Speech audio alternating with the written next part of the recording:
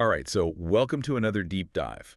Always fun to do these. Today, we're going way back to 1932 Hmm. to a case that, it just completely gripped the entire nation. It really did. The kidnapping of Charles Lindbergh Jr. Oh, We're yeah? going to be exploring this through a history article called Inside the Capture of the Lindbergh Baby Kidnapper. Okay. And this case was so often called the crime of the century. And it's not an exaggeration either. Really? No, not at all. I mean, this was the time when Charles Lindbergh was like the ultimate American hero, you know? Right. I mean, people just idolized this guy. See, And the idea that somebody could just like snatch his baby from his crib. I mean, Right. it was unthinkable. Totally. It really was. So picture this. It's 1932. Okay. And baby Charles just disappears from his nursery. Just vanishes. Gone. Poof. What followed was just this nationwide manhunt. Oh, yeah. I mean, the media was just going crazy. Oh, absolutely. The public was on edge. It was weeks of just pure agony for the Lindbergh family. You can't even imagine. So the investigators, I mean, they must have been under so much pressure Oh, I bet. to solve this case. Can you imagine combing through that crime scene? Oh, wow. Yeah. Finding muddy footprints, a homemade ladder, Yeah. and then that, just haunting ransom note? Yeah. I mean, it was like straight out of like a detective novel. It really is. Totally. Yeah. So tragically, 6 weeks later, the baby's body was found. Well, it's awful. And the case took an even darker turn. Yeah. So for over 2 years, this case remained unsolved. Right. But then, in 1934, Okay. this seemingly ordinary event at a gas station Right. changed everything. Oh, really? Yeah. I didn't know that. This is what I find so fascinating about this case, Okay. is how these seemingly insignificant details can become like so pivotal, Oh, I see what you mean. Yeah. So think about it. Okay. You're this gas station attendant just going about your day. Yeah. And suddenly you're holding this clue that could like crack open the biggest case in the country. Wow. I know, right? It's crazy how that happens. So there's this $10 gold certificate, something that like today probably wouldn't even raise an eyebrow. Right. But back then, during the Great Depression, Uh-huh. it was a huge red flag. Oh, how come? Well, because President Roosevelt, he had just taken the country off the gold standard. Oh, yeah. So people were hoarding gold. Makes sense. And these certificates were basically like out of circulation. Oh, interesting. So when this gas station attendant, his name was Walter Lyle. Walter Lyon? Yeah. When he saw this gold certificate, Right. he knew something was up. Really? Just from that? Yeah, especially because the driver was claiming to have a stack of them. Oh, wow. So talk about being observant. Oh, yeah. Lyle actually like jotted down the car's license plate number on that bill. Oh, wow. I know, right? It's like something straight out of a detective movie. It really is. That's amazing. It was like, this stroke of genius. I know, right? Because that license plate number became like the thread Okay. that just unraveled the whole case. Wow. Just from the... Yeah. Yeah. So what happened? So a few days later, Mm-hmm. that same gold certificate Okay. ends up in the hands of a bank teller. Oh, And the teller realizes, whoa, I do love this that. is part of the Lindbergh ransom money. oh my gosh, can you imagine? I know, right? Imagine being that teller. Yeah. Like you're suddenly holding this piece of evidence from one of the most notorious crimes in history. You'd probably freak out. I know, it must have been chilling. It really must have been. So the authorities, they immediately traced the license plate number Okay. back to this man named Bruno Richard Hauptmann. Bruno Richard Hauptmann. Yeah. Okay. He was a German immigrant carpenter Okay. living in the Bronx. Gotcha. And this is where things start to move really quickly. Okay. The police start surveilling Hauptmann, Mm-hmm. and when they finally pull him over... They find another gold certificate. Really? A $20 bill.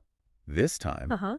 also from the ransom money. Oh, wow. Right there in his wallet. Oh, my God. So the evidence is starting to pile up, Yeah. right? Yeah. So the next day, authorities search Hauptmann's garage. No. And that's where they, like, hit the jackpot. Oh, really?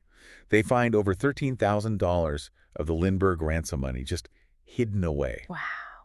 Can you imagine being those investigators? Yeah. After years of this intense scrutiny, Mm-hmm. to finally, like, find that money. Yeah, that must have been amazing. It must have felt like vindication. Oh, It was a yeah. major turning point in the case. Absolutely. But remember, at this point, Okay. Hauptmann, he's maintaining his innocence. Yeah. Right. he's claiming the money was given to him by a deceased business partner. Interesting. So now you have to ask yourself, like, does that explanation even hold water?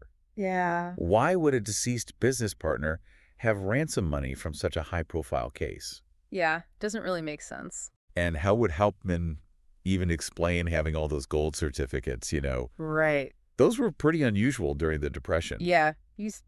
He claimed it was because he was, like, afraid of inflation Okay. based on what he had experienced in Germany after World War I. Okay.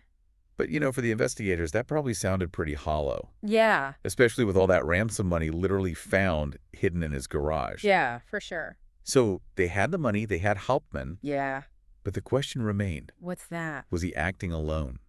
Oh, good question. That's where the real mystery begins. Oh, all right. Well, I'm ready for part 2 then. Let's go. Let's do it. So it's almost like they've got the suspect, Yeah. they've got the money, Right.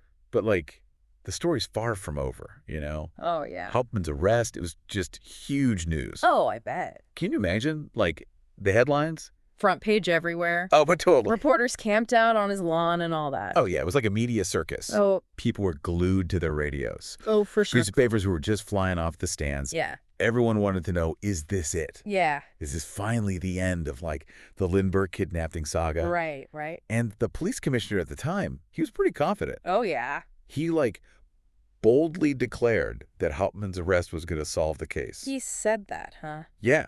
But even with all this evidence, Right. the gold certificates, the ransom money, they still needed to prove that Hauptmann was, like, directly involved in the actual kidnapping. Yeah, that's true. So that's where the focus shifts to the physical evidence. Okay.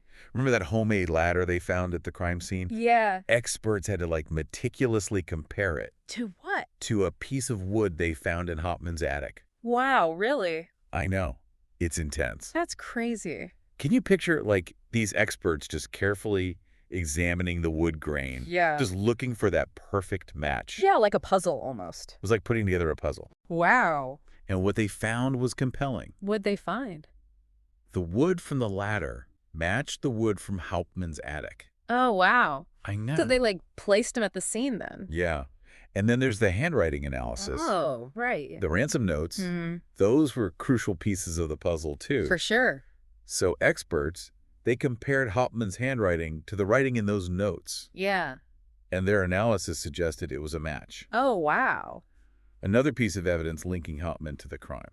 Yeah, so it seems like the case against him was getting stronger and stronger.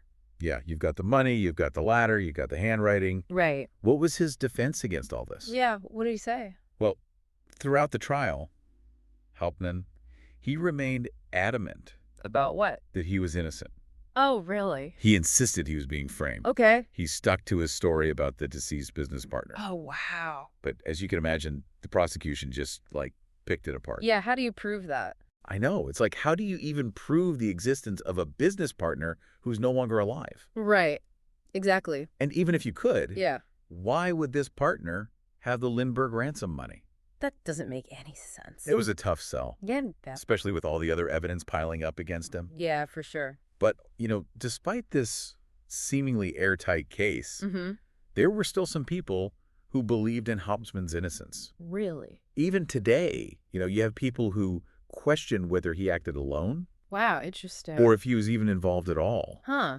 It's amazing how this case still, like, sparks debate. I know, it's crazy. All these years later, Yeah. some theories suggest a wider conspiracy, Oh, really? maybe even involving organized crime. Interesting. Others even point the finger at people close to the Lindbergh family. Wow. That's the thing about these high-profile cases, What's that? They just, like, capture our imagination. Well, they do. And the desire to know the truth, Yeah. to solve the puzzle. Yeah. It can linger for generations. That's true. And in this case, there are just still so many unanswered questions. Yeah, like what? Was Hauptmann truly the mastermind behind this kidnapping? Right. Or was he just a pawn in a much bigger game? Yeah. Very good question. It's a question that continues to fascinate historians and, armchair detectives alike. Oh, for sure. The trial itself was a media It sensation. must have been. Can you imagine being in that courtroom? Oh, yeah. Just the tension, Wow. Huh. the weight of, like, the nation's eyes, Yeah. watching every twist and turn. Oh, that'd be intense. And then in 1936, Okay. The verdict came down. Guilty. Oh, wow. Hauptmann was sentenced to death. Wow.